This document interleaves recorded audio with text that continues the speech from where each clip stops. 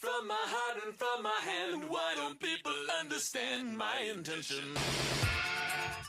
Yo, what is going on YouTube? It is your boy GZTV. We are back with another video. We are back with a movie review. We're here to talk about the 1985 American teen science fantasy comedy film written and directed by John Hughes and starring Anthony Michael Hall, Elon Mitchell Smith, and Kelly LeBrock. We have Weird Science. We are entering back into the comedy world where we have a classic, goofy high school comedy on our hands. Of course, this is a movie that I've been hearing about for some years now, and I finally got a chance to watch it. And we're kind of going through some of the comedy list. The fucking pictures, sorry, let me fix this. There we go. Picture wasn't taking up the whole screen. That looked kind of goofy. It's a movie that's obviously very cliche in concept, but takes those cliches and makes its own thing out of it, and I'm pretty excited to talk about it. It's pretty simplistic. This video probably won't be that long. Let's get into a movie about every teenage boy's dreams, social acceptance, and beautiful women.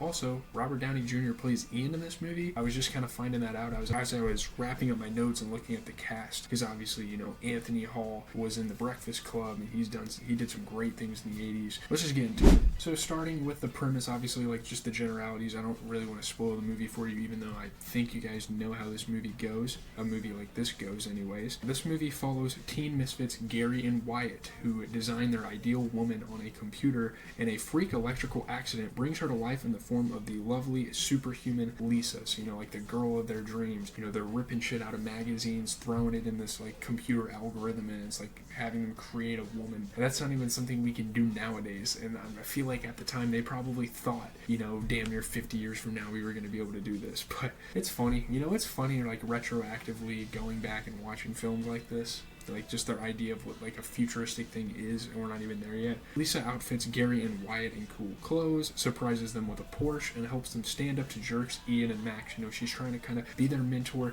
kind of try to like facilitate things for them and make sure things go smoothly, build their confidence. So they throw a huge like ill-advised party that the whole high school attends, and they must make sure things don't get out of hand, while at the same time they must hide Lisa's existence from Chet, Wyatt's nightmare of a big brother, the typical douchey, shitty older brother that picks on you all the time. Through this, the boys meet all sorts of ups and downs that include, but aren't limited to, interesting tribal biker gangs, nice cars, and girls that they hope will like them for who they are. And there's a lot of morals, there's a lot of dope stuff kind of sprinkled in the story. Will the boys clean it all up before Wyatt's parents get home, or will they be consumed by weird science? You will have to watch it for yourself to find out kind of how it ends. So starting off with the good, Kelly LeBrock as Lisa was fantastic. She was easily the best character of the film. She did a good job, really good job, and it's a super unique character. They could have easily made her like this super robotic, like no emotion character, but she's like a somewhat psychotic, like computer generated girl who is a mentor, lover for the boys throughout the movie. It's amazing. It's such a weird dynamic.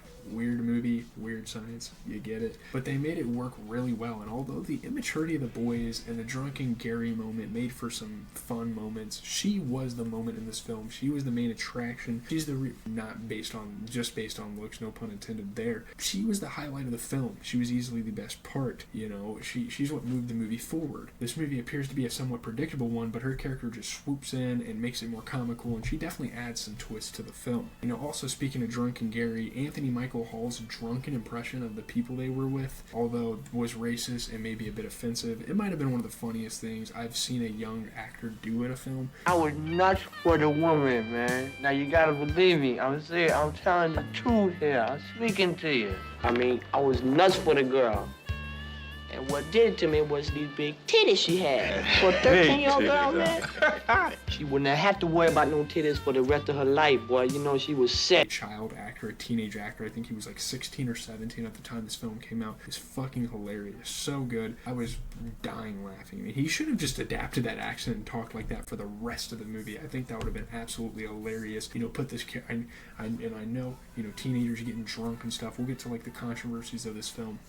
It's fucking hilarious. The fact that this movie has its own theme song too is so cool to me. Like they got a band to make them a song, and now this movie will kind of go down as a pretty iconic movie and one that will be remembered forever just because of stuff like that. And obviously we know John Hughes is a great director, and I'm sure we'll get to more of his films soon. He's done, I think, Sweet 16. I can't remember the other films he did. Sweet 16 was really good. I remember watching that a lot as a kid. We might review that. Again, if you guys have any movies from John Hughes that you want to let me know about and want me to watch, I will be glad to, because he did a good job with this one. You know, it's nice that he can find a way to make everyone laugh with this. I mean, there's some immature humor in here, but the way it's presented is suitable for any audience, and I really enjoyed that with this movie. Although the concept itself is super goofy, and I usually don't get into movies as ridiculous as this, it's nice every now and then to be able to sit back and enjoy yourself, you know, and not have to worry about like over-analyzing a movie, finding themes, all this stuff. And also, I like how they utilized the bullies and how there was a nice twist with them, like letting the boys take their girlfriends in exchange for Lisa. There was a lot of funny stuff there and a lot of good stuff there. And usually in these cliche, goofy high school movies, you get the bullies that overact and do too much and act like a bunch of assholes, and it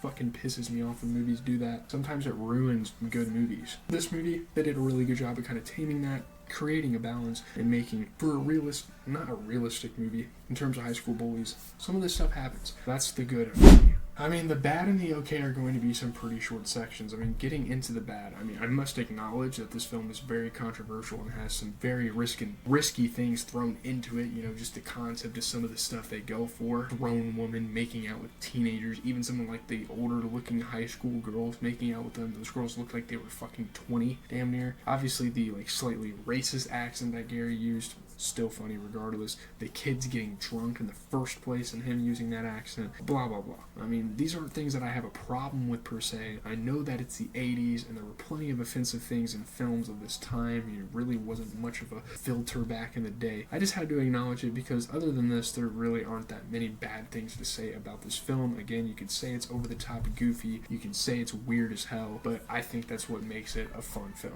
Getting into kind of the okay, there's a couple of mixed things. I mean, I understand that there were kids in this movie, but they could have ramped the movie up a little bit. They could have went for something a little more raunchy, and again, I know the kids in the movie are literally 15 years old and all that. Like, a lot of half measures with this movie, though. They were going for something great, almost got there, and just pressed the brakes to avoid a certain rating, I guess. I mean, it's smart. This happened a lot in this movie. There were a lot of moments where, hey, they could have took that next step and did something crazy with this concept and did something crazy with certain scenes. They were just like, whoa, PC police, we gotta chill the fuck out for our audience. I get this. It happens a lot, and I'm not opposed to it given that the movie is more marketable this way, and we've talked about other movies, especially recently with the Ghostbusters Frozen Empire, how movie creators could do something rated R and could do something extreme, but decide, hey, we want to have a suitable movie for all audiences, so let's just tone it down a little bit. It would have been nice to have a little more raunch with a concept like this, though. I mean, overall, a lot of missed opportunities in general, like with the concept and going deeper into themes about sex and high school romance. I'm kind of mixed on that. I know I said it's nice to like sit back and chill to a movie like this, but at the same time, it definitely would have been nice if there were more like themes and more deeper meanings going on. The movie's still good, and these are very minor things, so I'm just throwing them in the okay. It may get a little over the top in terms of goofiness also, but again, that makes the movie fun. I said that before. So, getting into the rating, we can pull up the tier list. As corny as this movie is, I still thoroughly enjoyed it. Like, this is still a movie that if I had to go back and watch a few more times, I would. Now, is it something I'd have on constant rotation? Probably not, but I could definitely rewatch it a few more times. It got some laughs out of me, and it was a fun journey. I mean, I'm surprised that teenage boys could make me laugh like that. Sure, the end of the film, the whole bit was predictable, but in terms of a viewing experience, I still hold it in high regards among some of the other comedy films we have reviewed on the channel. It's not the greatest comedy film in the world, but it's definitely something that you can appreciate, especially given that it came out almost 40 years ago.